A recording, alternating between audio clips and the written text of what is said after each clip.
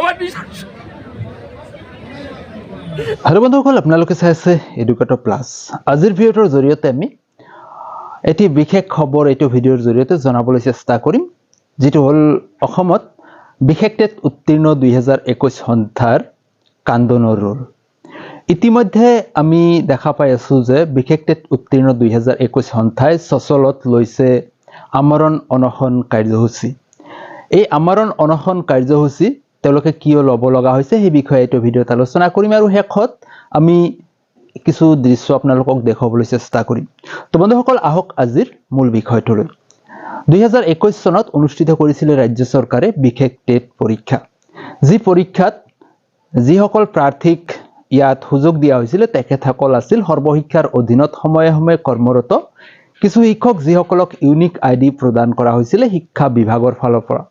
এই প্ৰাৰ্থীসকলৰ কাৰণে বিশেষ টেট অনুষ্ঠিত কৰিছিল 2021 চনৰ অক্টোবৰ মাহত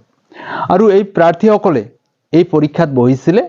প্ৰায় 15000তকৈ অধিক প্ৰাৰ্থীয়ে পৰীক্ষাত বহিছিল তাৰে মাজত মাত্ৰ 667 গৰাকীয়ে উত্তীৰ্ণ হ'বলৈ সক্ষম হৈছিল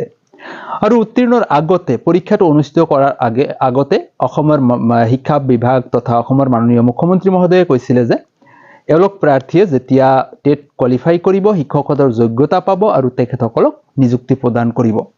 এই প্ৰাৰ্থীসকলে টেট পৰীক্ষাত উত্তীৰ্ণ হৈ ইমান কম সংখ্যক প্ৰাৰ্থী 15000তকৈ অধিক প্ৰাৰ্থীৰ মাজত মাত্ৰ 667 জন প্ৰাৰ্থীয়ে উত্তীৰ্ণ হ'বলৈ সক্ষম হৈছিল এই প্ৰাৰ্থীসকলে বহু চেষ্টা কৰিও অসমৰ মাননীয় মুখ্যমন্ত্ৰী মহোদয়ক লগ কৰিব পৰা নাই 2021 পৰা বৰ্তমানলৈকে অৱশেষত এই প্ৰাৰ্থীসকলে আমৰণ অনশন কাৰ্যসূচী হাতত লৈছে আৰু এই শিক্ষক সমাজৰ আমি এটি কৰুণ দৃশ্য আপোনালোকক দেখুৱাম এই প্ৰাৰ্থীসকলে যাতে ন্যায় পায় সেই উদ্দেশ্যেৰে এই ভিডিঅ'টো আপোনালোকলৈ প্ৰভাইড কৰিলো যিমান পাৰে ভিডিঅ'টো আপোনালোকে শেয়াৰ কৰি দিব আজি চতুৰ্থটো দিন অতিক্ৰম কৰিলে বিভিন্নজন ব্যক্তি আহি তেখেতসকলৰ লগত সাক্ষাৎ কৰিলে কিন্তু চৰকাৰ আমোলা তথা বিষয়াসকল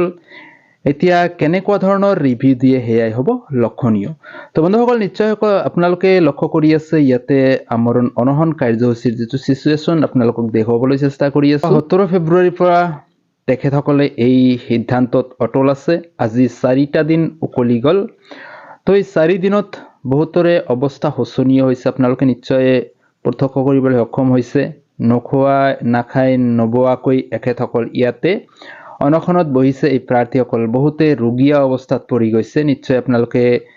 দেখা পাই আছে ইয়াতে কেনেকুৱা কিমান চৰম পৰ্যায়লৈ গলে এজন ব্যক্তিয়ে আমৰণ অনশন কাৰ্যসূচী হাতত লয়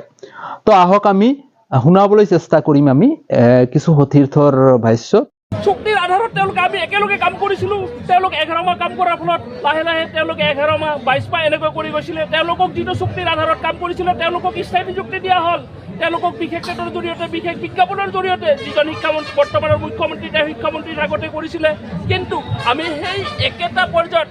কাম কৰাৰ ফলত কিন্তু আমাক বিশেষ টেট পাতিলে কিয় নিযুক্তি দিলে আমাক মাহিয়াৰ দৃষ্টিৰে চাইছে যেতিয়া আমি ভাবিছো চৰকাৰৰ লগতো আমাৰ আন্দোলন কৰি আমাৰ একো ফল নাই কিন্তু আমি ভাবিছো আমি জীয়াই থকাৰ আমাৰ অধিকাৰ ক'ত আমি আমাৰ